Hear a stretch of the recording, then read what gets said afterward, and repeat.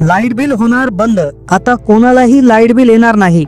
सर्वांचे light bill बंद होणार. आता मीटर काढायला सुरुवात. मीटर रीडिंग मध्ये जो गोंधळ होत होता, अव्वाच्या सव्वा वीज बिल येत होतं, यामधून वीज वितरण कंपनी म्हणजेच MSEB महावितरणने ग्राहकाची सुटका केली आहे.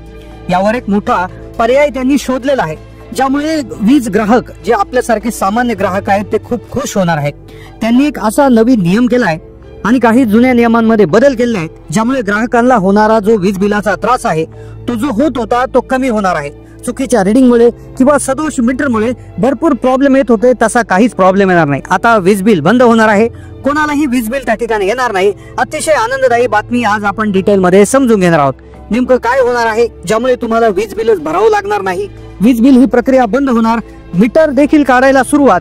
तर त्याच्यामध्ये महावितरण कंपनीनं काय केलं आहे तर लक्षपूर्वक व्हिडिओ पाहत राहा. वाढलेल्या वीज बिलाच्या कटकटीतून आता ग्राहकांची कायमची सुटका मिळणार आहे.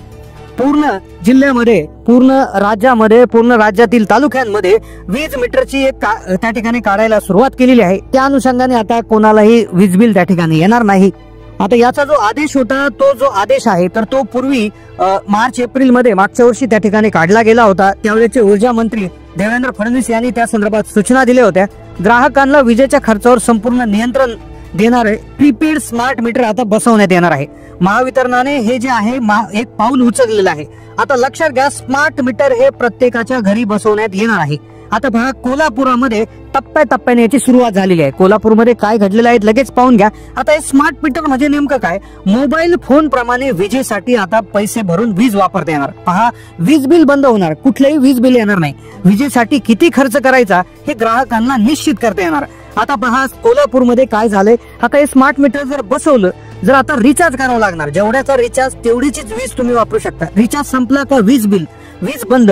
रिचार्ज नाही केला तर वीज मिळणार नाही. तर अशी शंका त्यामध्ये होती. पण सगळ्यात आधी लक्षात घ्या की वीज प्रीपेड स्मार्ट मीटर जर तुमच्या घरामध्ये बसवलं तर काय होऊ शकतं की त्याचे सगळ्यात महत्वाचे जे फायदे आहेत ते एकदा लक्षात घ्या. वीज ग्राहकांना नवीन प्रीपेड मीटर मोफत देण्यात येणार आहे. विजेसाठी आवश्यक तेवढी रक्कम भरूनच वीज वापरता येईल, ज्यामुळे वीज वापरावर किती खर्च करायचा, किती वीज वापरायची याचं नियोजन शक्य करता येणार आहे. पहा, अनावश्यक विजेचा वापर टाळून आर्थिक बचत करता येणार. मोबाईल सिम कार्डला जसं आपण रिचार्ज करतो, उदाहरणार्थ 199, 299, 399 असे रिचार्जचे प्लॅन देखील त्यामध्ये उपलब्ध असणार आहे. कॅशबॅक देखील त्यावर मिळणार आहे. तुम्ही जसं सिम कार्डला रिचार्ज करता तसाच रिचार्ज आता तुम्हाला प्रीपेड मीटरवर करावं लागेल आणि घर बसल्या ऑनलाईन उपलब्ध होईल. आता याच्यामधून काय होणार आहे की तुम्हाला दररोज समजणार आहे आपण किती वीज वापरली, किती वीज शिल्लक आहे, किती रक्कम शिल्लक आहे. रिचार्ज संपत आल्याची माहिती देखील मोबाईलद्वारे मिळत आहे. त्यामुळे आर्थिक नियोजन आता करणं शक्य होईल. आता कोल्हापुरामध्ये याची सुरुवात झाली. लक्षपूर्वक आहे का. आता सगळ्यात महत्वाचा प्रश्न असा येतो की रिचार्ज जर संपलं तर आमची वीज बंद होणार का. उदाहरणार्थ एखाद्याचं रिचार्ज रात्री 7 वाजता संपलं तर रात्रभर आम्हाला अंधारात बसावं लागेल का. तर नाही, त्याच्यासाठी एक विशेष नियम आहे. पण कोल्हापुरामध्ये काय झालं होतं, एक लक्षपूर्वक आहे का, 23 डिसेंबरची बातमी पुढारीची. राज्यात विरोध होत आहे. महावितरण यंत्रणेत स्मार्ट मीटर बसवण्यासाठी विरोध होत आहे. मागच्या वर्षी देखील यावर मोठा विरोध झाला होता. पण आता त्यांनी काय केलेलं आहे बघा, विरोध केल्यामुळे ही जे बसवण्याची प्रक्रिया आहे ती बंद करण्यात आली होती. पण आता ही मीटर घरोघरी बसवण्यात येत आहे. कशा पद्धतीने बसवण्यात येत आहे की जी मीटर फॉल्टी आहेत. पहा, एखाद्याच्या घरी जर फॉल्टी मीटर असेल, कोल्हापुरातली बातमी आहे, फॉल्टी ज्यांचे मीटर आहे तर तिथे पहिल्यांदा ही मीटर बसवण्यात आली आहे. म्हणजे उदाहरणार्थ तुमच्या घराचं मीटर फॉल्टी आहे, मीटर खराब झाला अशी जर तक्रार तुम्ही केली तर तुम्हाला त्या ठिकाणी वीज वितरणामार्फत प्रीपेड स्मार्ट मीटर तुमच्या घरामध्ये बसवण्यात येईल. मग या त्यानंतरचा टप्पा म्हणून सर्वच ग्राहकांचा नंबर लागणार आहे. आता पहा, सगळ्यात आधी सदोष मीटर साठी हे बसवले गेलेत, त्यानंतर सर्वच ग्राहकांचा नंबर आता लागणार आहे. पहा, ग्राहकांचा विरोध, यानी ग्राहकांनी विरोध केला होता याला. राज्य सरकार आणि महावितरणाने हे बसवणार नाही असं आधीच सांगितलं होतं, अशी भूमिका घेतली होती. पण त्याबाबत अधिकृत घोषणा केलेली नाहीये. महावितरण मुख्यालय कोल्हापूरसह विविध झोन मध्ये संबंधित खासगी कंपन्यांना कार्यालयाची जागा उपलब्ध करून दिली आहे. महावितरणाच्या लक्षात घ्या, आता महावितरणाचे जे यंत्रणे आहेत, महावितरणाचे ऑफिस आहेत, DTC असतील तर तिथे स्मार्ट मीटर बसवण्यात आले आहे. महाराष्ट्रामध्ये सिंगल फेज, 3 फेजच्या 68,39,752 वीज ग्राहकांकडे स्मार्ट प्रीपेड मीटर बसवली जाणार आहेत. महावितरणाच्या याच्यामध्ये आता जवळपास हे होणार आहे. पाहता, ही कोल्हापुरामध्ये सिस्टीम अशा पद्धतीने सुरू झालेली आहे बघा. सुधारित वितरण क्षेत्र योजनेत लघुदाब वीज ग्राहकांकडे प्रीपेड मीटर, स्मार्ट मीटर बसवण्यात येणार आहे. स्मार्ट मीटरला विरोध होत होता.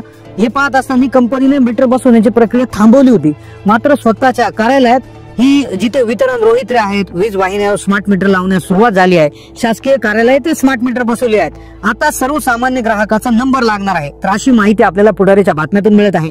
आता त्यासाठी काय आहे की जिथून फॉल्टी मीटरची तक्रार येते, एखाद्या घरातून जर उदाहरणार्थ तुमचं मीटर फॉल्टी असेल, तुम्ही तक्रार केली किंवा घराला कुलूप असेल, मग रिडिंग न घेता वीज बिल येतात किंवा मीटर नादुरुस्त होणे, वीज बिलाचा भरणा न होणे, थकबाकीमुळे वीज पुरवठा खंडित होणे, तर यामुळे स्मार्ट मीटरचा पर्याय महावितरणाकडून सांगण्यात येत असतो. तर अशा प्रकारची जी सिस्टीम आहे तर ती आता राबवण्यात येऊ शकते का, ज्यामुळे जिथे आता म्हणजे सध्याच्या स्थितीमध्ये कोल्हापूरमध्ये अशी स्थिती आहे की ज्या घरांमध्ये मीटर खराब झाले आणि ज्या लोकांनी तक्रार केली तर त्यांच्या घरी आता जे आहे स्मार्ट मीटर बसवण्यात आली आहे, अशी माहिती आपल्याला पुढारीमधून मिळत आहे.